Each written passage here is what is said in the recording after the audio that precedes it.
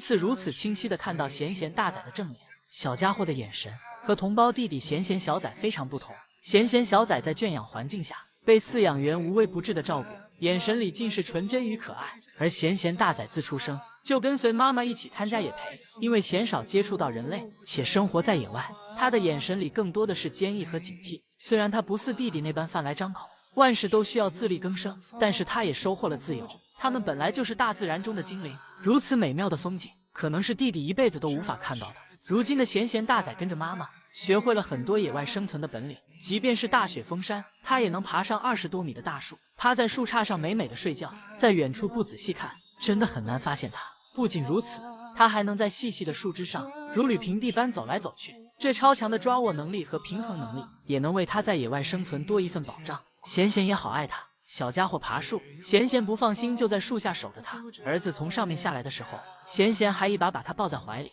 这一幕真的很温馨。现在贤贤已经开始教他采食竹子了，小家伙拿着竹子啃，贤贤还帮他举着另一头，这模样像极了人类妈妈手把手的喂孩子吃饭。吃饱喝足后，母子俩还打着手电筒玩起了打雪仗。而另一边，贤贤小仔也坐在院子里欣赏着雪中的风景。两兄弟虽然有着截然不同的命运，但也都是带着对方的期许快乐的生活。你替我安乐，我替你自由。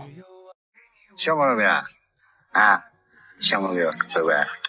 看到木奶爸满脸微笑的趴在地上和贤贤互动的画面，这一幕真的感觉既温馨又令人感动。他真的像对待自己的孩子一样，在照顾着他面前的毛孩子。虽然贤贤已经在野外生活了半年多的时间了，看他如今依旧是圆滚滚的模样，就知道饲养员为了他们付出了多少的心血。雪中的贤贤显得格外好看，雪花粘在他的耳朵上，就像是戴了一副珍珠耳环。贤贤和木奶爸也格外的亲近，从他的眼神里不难看出他对奶爸的信任，他会跟随着奶爸脚步一直走很远。这种信任也是木奶爸日夜陪伴和守护的结果。这次天台山下大雪，贤贤母子开心坏了。大晚上，贤贤倒挂在树上和儿子玩耍。由于母子俩半夜玩嗨了，以至于木奶爸第二天过来给他送早餐，喊了很久才把贤贤喊过来。虽然大熊猫很喜欢下雪天，但对于负责野培的工作人员来说，这无疑增加了他们工作的难度。来看贤贤母子的木奶爸，脸冻得通红，手也冻僵了，而且山路崎岖陡峭，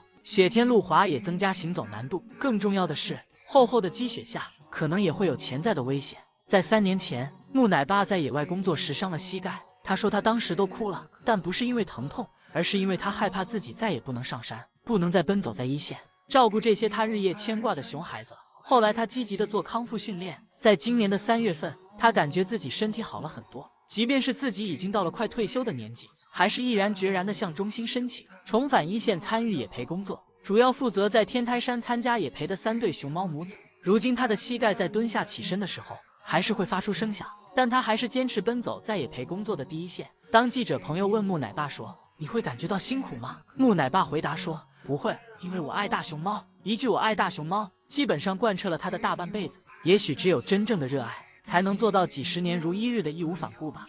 只是爱宝大大的脑袋里装满了更大的疑惑，为什么自己生的孩子一个个的都热衷做管道修理工呢？前2天瑞宝看到小河不流水了，便撅着屁股抬着脚把脑袋钻进洞口查看，还知道用手扒着石头保持身体平衡，看得出瑞师傅修得很认真。他修完了出水口，还用小手去清理下水道，这人理人气的小模样，真的很怀疑他是两脚兽假扮的。然而瑞师傅并没有把小河修好，于是灰师傅上线了。灰师傅更敬业，整只熊都钻进去了。可能是因为灰师傅的腿比较短的缘故，他甚至还可以在出水洞口里转圈圈，只露着小屁股努力工作的模样，真的可爱数了。由于姐妹俩最近总扒拉这个出水口，饲养员就想办法把它堵上了。17工程是一根大大的木桩，斜着横在出水口，看起来不太靠谱的样子，于是就有了27工程，用2个短木桩立在洞口，但看起来还是感觉差点意思。后来就有了37工程，用石头和木桩把洞口堵得严严实实的，这下看起来貌似没有什么问题了。但让瑞师傅和灰师傅万万没想到的是，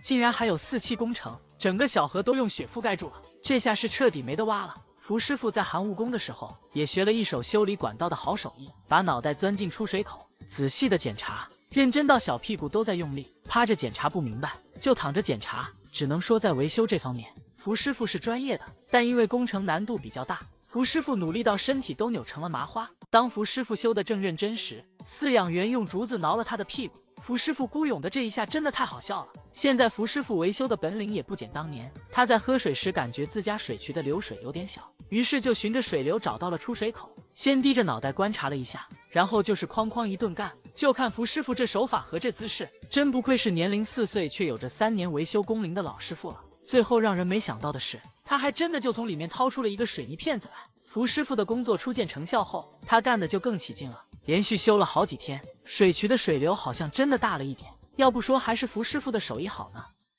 然谁带娃谁崩溃，招美妈妈被小鳌拜气得越来越像冯巩老师了。别看小鳌拜长得甜甜的，看着很可爱，其实他是个超级废头子，就是大家口中的混小孩。小鳌拜不仅吃得多，他吃饱了还费妈，以至于招美妈妈连饭都吃不安生。他现在也就1岁多的妮妮，脑袋看起来比招美还大。小鳌拜闹奶也很执着，就像狗皮膏药一样黏着干妈。招美实在缠不了他，只好坐下来喂他吃。此刻招美脸上肉眼可见的有疲惫感，仰着头像是在无声的呐喊：美伦，求你别再生了，你欠我的到底拿什么来还？这天小鳌拜又准备爬到木架上费妈，结果自己一个不小心摔下去，把旁边的招美都惊呆了，内心 OS： 这可不关我的事啊，我可什么都没干，一会儿可别又都算到我头上来。和招美有着同样经历的还有隔壁的北川。北川今年好不容易学会自己带娃了，结果他的大闺女川仔却生了娃但不会带，于是只好委托给北川。所以北川今年不仅带着自己的儿子北香果，还要带着自己的小外孙荣硕。于是熊猫界也出现了外婆帮闺女带外孙的场面。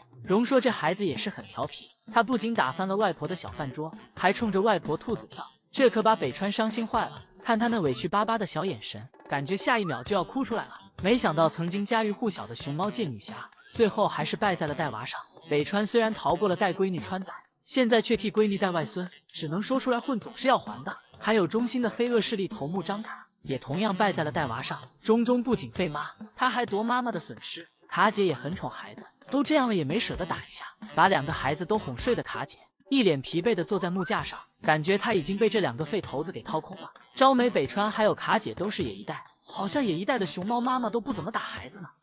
没能想到曾经勇闯狼窝掏狼崽的基地之花北川，如今却被一个熊孩子欺负得快哭了。起因是他的小外孙荣硕，不仅打翻了他的小饭桌，还冲着他挑衅似的兔子跳。当时的北川委屈极了，眉毛都皱在了一起，感觉下一秒北川都要哭出来了。曾经声名远扬的熊猫界女侠，竟然还是败在了带娃上。如此看来，这娃还真是谁带谁崩溃。大熊猫妈妈也逃不脱这个定律，不带娃时候的北川独自美丽，现在被气得嘴里的竹子都不香了。如今的北川虽然已经18岁了，但他看上去还是十分的幼态，就像一个奶娃娃。看到他委屈巴巴的样子，隔着屏幕都感觉心要碎了，甚至都想把荣硕那个小崽子揪过来，让他给外婆道歉。荣硕是北川的大女儿川仔的孩子，他现在还带着自己的儿子北香果。因为北川之前不会带娃，还曾不小心把北霞的手臂划伤了。他生的前2胎的3个孩子都是由干妈带大的，川仔小时候还被萌萌带过一段时间，也算是北洞影后的干女儿。北辰和北霞则分别由艾丽和季丽干妈带大。俗话说天道好轮回，